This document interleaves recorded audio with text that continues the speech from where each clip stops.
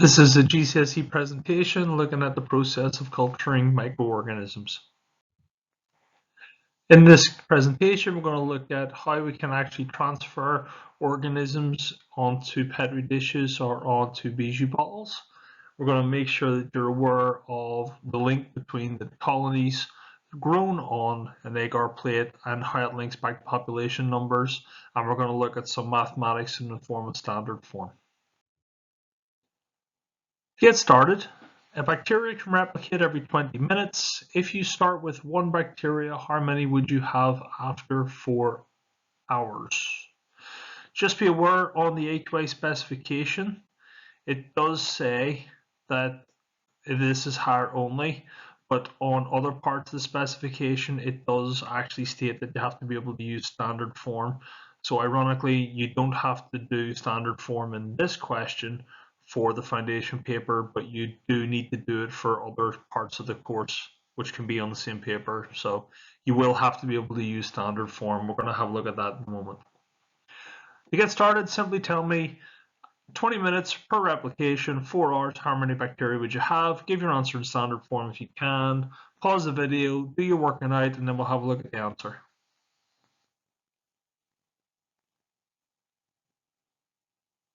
The best way I find of actually doing this is to put an arrow, and each arrow represents 20 minutes. And simply sketch out lots of little arrows and double the number up, and you can do a little sketch that will show you that you would end up with 4,096 bacteria after 4 hours. Each arrow tells you how many times you divide, so you can actually count up the arrows and say that there are 12 divisions.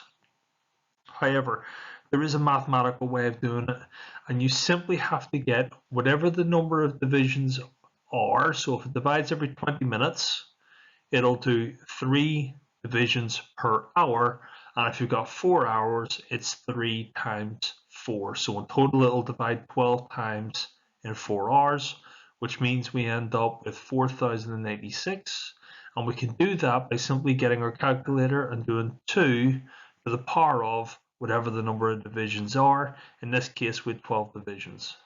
To give our answer in standard form, that would be 4.096 by 10 to the power of 3. Now, if you don't know how to do that, we're going to have a look at that now. So what you've got in front of you is some simple instructions on how to convert a value into standard form. The important thing to note is that you're simply moving the decimal place a certain number of places. So depending on how many decimal places you have to move to generate the new number, gives you the number of 10 to the power of. So in the example below, we're moving the decimal place 5 spaces, hence we end up with a number multiplied by 10 to the power of 5. The second thing we have to do is the new number has to be a number between 1 and 10. And the last thing to note is that when you have standard form, when the original number is a decimal, you end up with a standard form number that has a minus in it. If the original number is really big, above 0, then the standard form number does not have that minus sign. What you may also have to do is convert a value from standard form back into an original number, and this is how you do it. So you need to again look out for the same things as previous. You will have a number that has a positive by 10 to the power of or a negative by 10 to the power minus number. And if it's a 10 to the power of a minus number, your original has to be a decimal. If it's not a minus number, then the original has to be bigger than 1. At this point, there's a couple of numbers for each of the different examples to turn into standard form and turn out of standard form. Pause the presentation, have a go at those numbers. You may find it helpful to go back to the previous sections of the presentation so that you can see the step-by-step instructions just to get you started. And when you are ready, you can go past this point and we'll go through the answers. So make sure you pause the video now, don't go any further until you've had an attempt at turning things into standard form, turning things out of standard form. So these are the answers for each of the previous questions. Again, go through, check off, mark right what you've got right. If you've got something wrong, the important thing is that you go through and identify what you're doing wrong, what step are you not doing, and if necessary, don't be afraid to ask someone for help. When it comes to growing microorganisms, there are two containers that we will use. The first one on the left-hand side is a nutrient broth solution, so it's a liquid, and it's stored inside a little bottle known as a bijou bottle. On the right-hand side, we have what's called an agar plate, and again, we have a nutrient agar in there. Agar is simply the jelly. The fact that we say nutrient means there's actually something in there that the bacteria can feed off as an energy source. So agar is no use on its own. The bacteria will not grow on agar. They need nutrient agar in order to grow.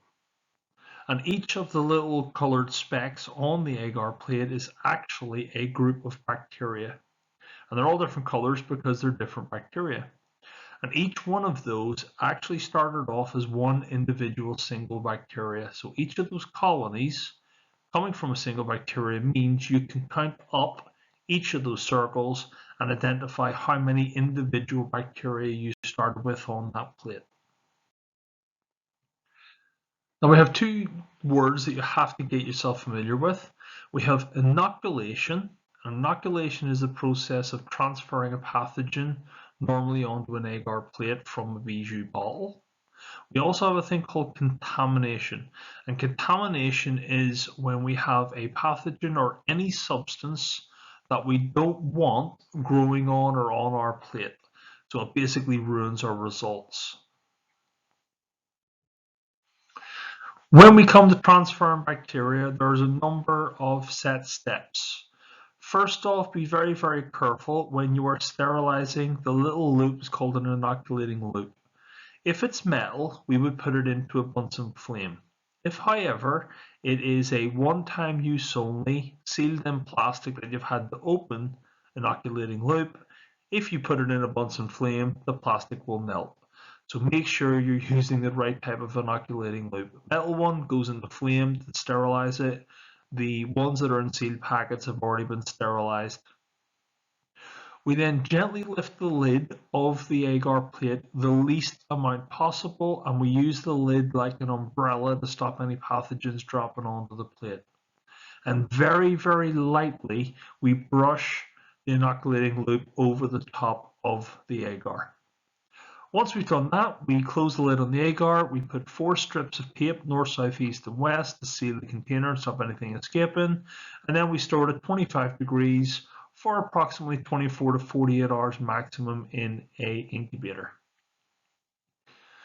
After the practical, all plates and equipment are sterilized and incinerated. We destroy everything so as to make sure that we don't have any contamination or we don't have any release of pathogens. In terms of the actual practical you'd normally do in class, we would give you a plate with nutrient agar.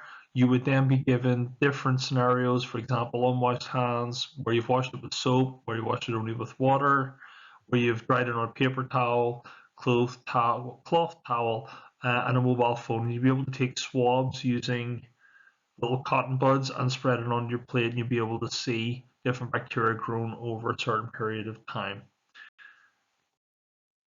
So what you need to know for the exam, what you can be asked, is to explain why certain actions are done.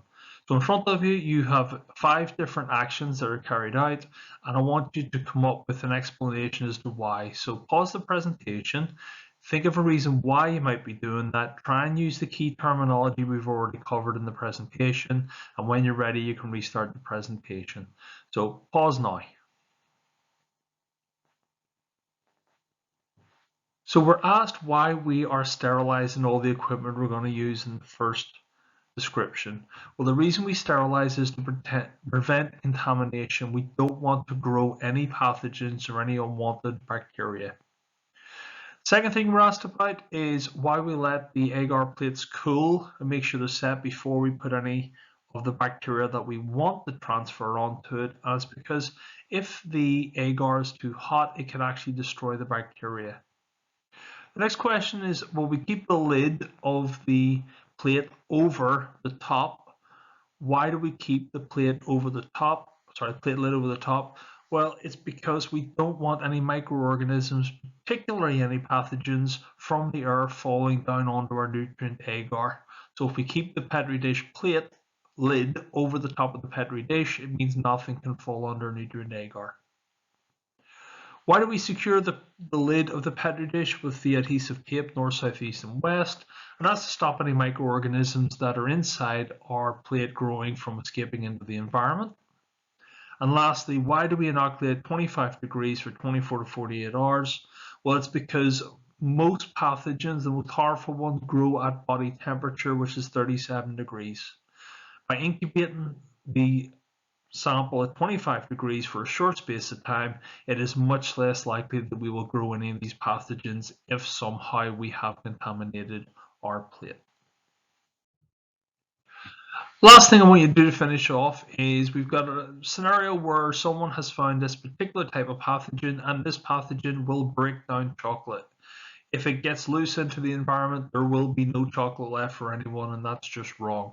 So what you have to do is come up with the top 5 tips on how they can transfer the pathogen to an agar plate safely to make sure that there is no escape from the pathogen into the environment, and also to avoid contamination so that we can do our study of examination of the particular pathogen and find some way of stopping it.